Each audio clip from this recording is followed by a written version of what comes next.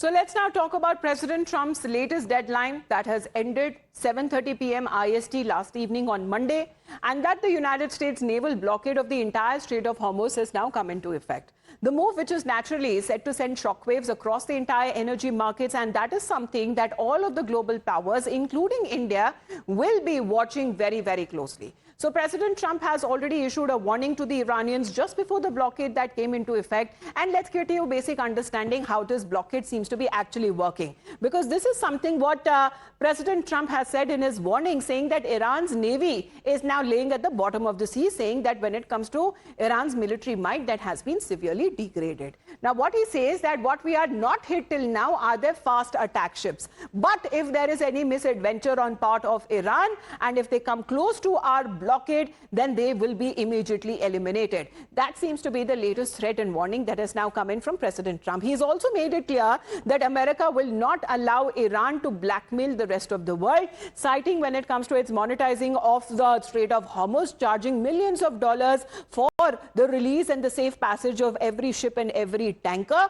However, President Trump has called it as an attempt to extort, and he says that this will not be allowed at any cost. Let's in the meantime talk about what President Trump has been saying, because if he would be urging when it comes to the other countries to also participate in this US naval blockade, well, again, he seems to be facing rejection. Let's first listen into what he had said. We can't let a country blackmail or extort the world, because that's what they're doing. They're really blackmailing the world. We're not going to let that happen. And you know, the amazing thing is we don't, can you believe this? We don't use the Strait. We don't need the Strait. We have our own oil and gas, much more than we need. We have more oil and gas than Saudi Arabia. Think of this. We produce more. Saudi Arabia, and add Russia to it. Many ships are heading to our country right now as we speak to load up with the best. We've been called this morning by the right people, the appropriate people, and they want to work a deal. They would like to work a deal. Is it your anticipation, Mr. President, that other countries will assist in this effort to blockade Iran and those specific... Yeah, other countries are going to also. Which countries, sir? We don't need other countries, frankly, but they've offered the services. We'll let it be known probably tomorrow. Has the blockade started, sir? Yeah, started 10 o'clock. Well, that seems to be President Trump's opinion now, saying that the U.S. naval blockade is in force. However, any misadventure on part of the Iranian side will be dealt with and there would be consequences. However, when it comes to the Iranian side, that also has now been calling, as far as President Trump's statement is concerned, to be ridiculous and absurd when it comes to the imposition of a U.S. naval blockade. But what is how and other countries, including global powers, have been reacting to this U.S. naval blockade, because they seems to be now calling out, saying that they want to de-escalate the tensions and not intensify them. Now, UK Prime Minister seems to be snubbing once again the U.S. President over the Hormuz blockade plan, and reports suggest that UK's position over the Strait of Hormuz, where Keir Starmer says that UK ships will not be joining the U.S. operation, saying that UK will not be a part of the Hormuz blockade plan of the United States. And Keir Starmer says that it is to ensure that Hormuz remains open. And however, he says that there is a need to actually convene a summit over Hormuz, because they, in a way, not want to use force or any military action to open the Strait of Hormuz. However, when it comes to President Trump, he seems to be claiming that and urging other countries to also send in their naval warships there, as far as extending and also building up on this U.S. naval blockade. However, this seems to be first of the multiple rejections that has now come in. For President Trump, UK says that we will not be a part of this naval blockade plan. Let's connect with Mr. Aronson Singh again, sir. Sir, good morning. Do you believe that other countries, which already seems to have snubbed, first call was to reopen the Strait of Hormuz, multiple countries said no. Now, when it comes to President Trump's appeal, when it comes to the U.S. naval blockade, other countries are also rejecting President Trump's offer. First thing, you all will agree that the Hormuz has been mined. And to the extent that the Iranians are saying that they don't know the disposition of mines.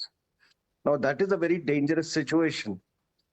So you'll also agree that if it is mined, it has to be demined. That water body. How do you do it? So without, having a blockade, you cannot start the demining process. Otherwise, there'll be a lot of casualties, as far as possible casualties, as far as commercial shipping is concerned. So if that water body has to be demined, the area has to be isolated. One is that. The second is that all this, all through this conflict, the Iranians were using the Strait of Hormuz as a weapon. I don't know of any other precedents where a choke point or a strait has been mined. And there are 14 or 15 such choke points in the world. You plug one of them, and there is a ripple effect everywhere. The second point is that Europe, all this oil goes to Europe, a very short route. It goes to Red Sea, then into Suez Canal, and then into Mediterranean. Now, he's absolutely right that the imperative for Hormuz is much more pressing for the European countries than Yes, the but United sir, the bigger States of threat will America. also lie when Iran will start blocking when it comes to the alternate routes as well. And this is something where a tit-for-tat approach that has also been taken up by the Iranian side, saying that if there is any threat to our ports, then you will see the alternate routes that will also be impacted as well. Because however, the world powers do not want to use force or their military when it comes to reopening of the Strait of Hormuz. That is a contentious issue. Aranjit Singh, sir, request you to stay on with us. We have Mayank also joining us here on the broadcast. Mayank, good morning. We're going to talk about as far as the U.S. naval operations are concerned, because the U.S. Navy, which is now kick-started the beginning of the blockade, which the process is now of demining it, as Aranjit Singh, sir, also pointed out, because this is something that's going to affect everybody rather, when it comes to laying of the mines that is now being done on part of Iran, but it doesn't know how to undo that. Now, President Trump has been facing a lot of flack from all sides. The latest coming in from the UN maritime chief, also referred to as an illegal act of another blockade. But the trend of weaponizing the Strait of Hormuz as a free waterway only continues even as the tensions spike in West Asia. And here's what has happened so far. So let's get you a basic understanding of the situation. What happened on the day right after the war began on the 1st of March? Iran automatically shut the Strait of Hormuz, warning of laying mines. 10 days later, as the escalation went up in Middle East, US, however, says that it destroyed Iran's mine-laying vessels, and much of the Iranian navy is now at the bottom of the sea, severely degraded. Then President Trump, of one of the many and multiple deadlines that he issued, a 48-hour ultimatum to Iran to open the Strait of Hormuz. Did that happen? No. Then on the 31st of March, what we are now looking at, as far as Iran begins charging when it comes to monetizing the Strait of Hormuz, because it began charging nearly $2 million toll per tanker, to which US has been calling it as an attempt to extort and to blackmail. And yesterday, when it comes to the consequences which President Trump had been talking about because of the failed Islamabad peace talks, the US naval blockade has now been imposed in the Strait of Hormuz. So let's go back to Mayank on this. Mayank, as a blockade of the Strait of Hormuz is already in place. Now, this is another blockade of the US Navy. So double blockade, that now what we are looking at, because now what happens, China also will come into the picture. Rightly said so. And the other point is actually, let us base the entire discussion or whatever I'm going to say on something. It is the world's biggest, in the sense of supplies of fuel and all, merchant vessel and all that. It is the world's biggest strait which can be blockaded in a way. And it can be completely blockaded because of the narrow passage and the stretch, the kind of stretch it has. But the territorial, yesterday we had a chance to meet the ambassador of the Iran, and we had done a small interview with him also. He claimed that it is a matter of territorial water issue also. So they'll be going to UN on that regard. And the other point is there's something called freedom of navigation, on which India has also always been recommending that there has to be always a freedom of navigation, and UNCLOS laws need to be followed. What here needs to be brought out is that this has been supplying Strait of Hormuz is one of the biggest supplies comes out from that strait. And for the world, the point which Colonel Aranjit Singh made is significant in the term that 1/5 of the world's fuel, it flows from that area. There are two aspects to it. There are countries with supply and there are countries which receive those supplies. That initially Iran has allowed certain fixed number of countries to go from that. Correct. Now that will also be closed because anything going to Iran and anything coming out of Iran from the ports there will be blockaded by US. That is what they have said. Effectively, practically on ground, it was Iran which was controlling and regulating the movement of vessels, which can be civilian, which can be merchant vessels. So that's So what what I you said. see is A actually- blockade already in place, and there is another blockade. So there is double blockades there. I mean, is this how US is going to counter a blockade with another blockade? Because here, when it comes to the biggest buyer of Iranian oil is concerned, is actually China.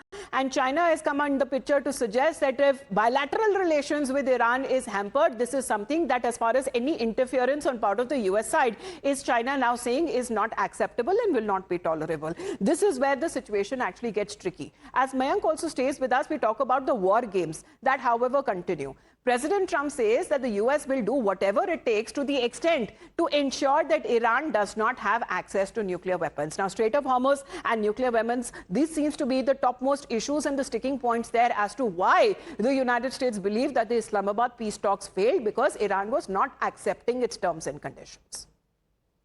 We agreed to a lot of things, but they didn't agree to that. And I think they will agree to it. I'm almost sure of it. In fact, I am sure of it. If they don't agree, there's no deal. There'll never be a deal. Iran will not have a nuclear weapon, and we're going to get the dust back. We'll get it back either. We'll get it back from them or we'll take it.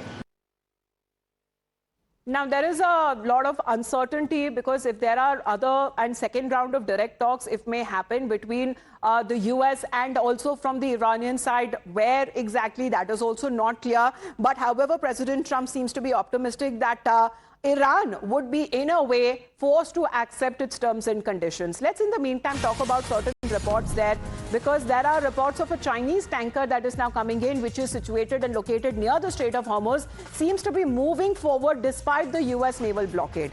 Now, this is Chinese tanker called Rich Starry that seems to be in focus, and China seems to be warning the US against any interference with its bilateral relations with Iran. And China is of the opinion that Strait of Hormuz is open for global shipping, and as far as its ships and tankers are concerned, US is in no position to actually block those ships. Now, what will happen? Chinese tanker seems to be moving forward. Well, Mayank, will this now raise to another spike in tensions there? Because now what we are talking about two global superpowers, US versus China.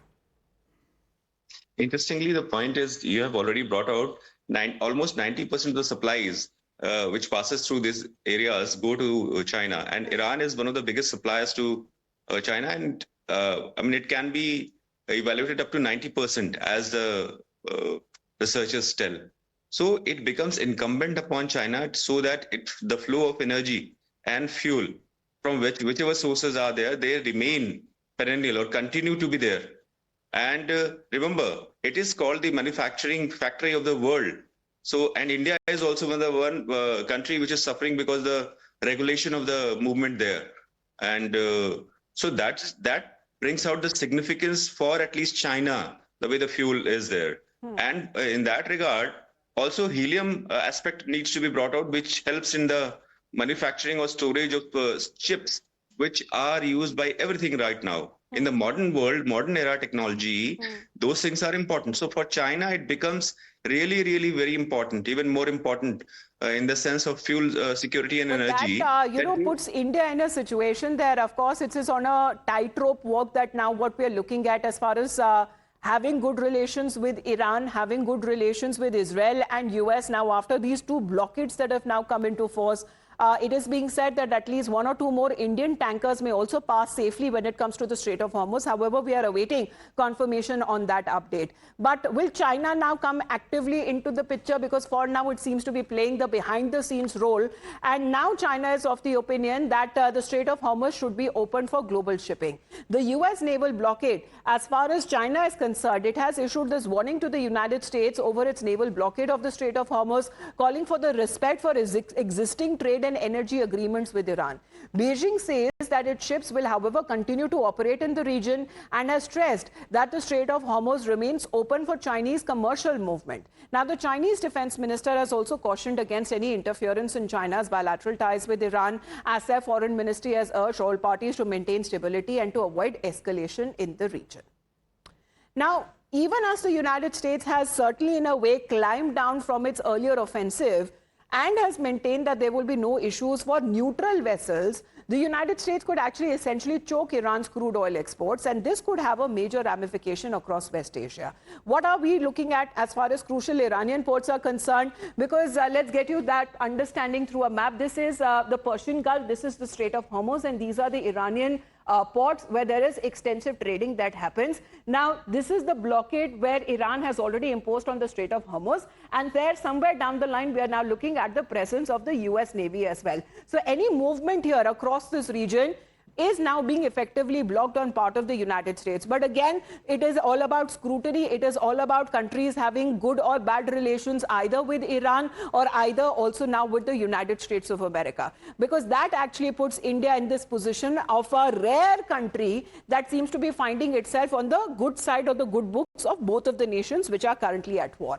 Let's in the meantime also talk about when it comes to the special measures that have been taken, because what is now Iran saying and Iran's position on India? Of course, long-standing and steady relations that Iran and India have had goes back to civilizations. That seems to be the relations there. Tehran says that it is preparing for safe passage for Indian ships and has conveyed its readiness to New Delhi. However, the envoy has cautioned the passage that actually depends on the evolving ground situation, adding that the current conditions, however, are not suitable for transit. And he's also indicated recent developments, including the US stance, are now impacting maritime movement in the region, not just for India, but for other tankers that are still stranded in the Persian Gulf. Indian ships. How do you see Indian ships going through in this? We want to prefer a safe passage for Indian ship, but it depends on the situations.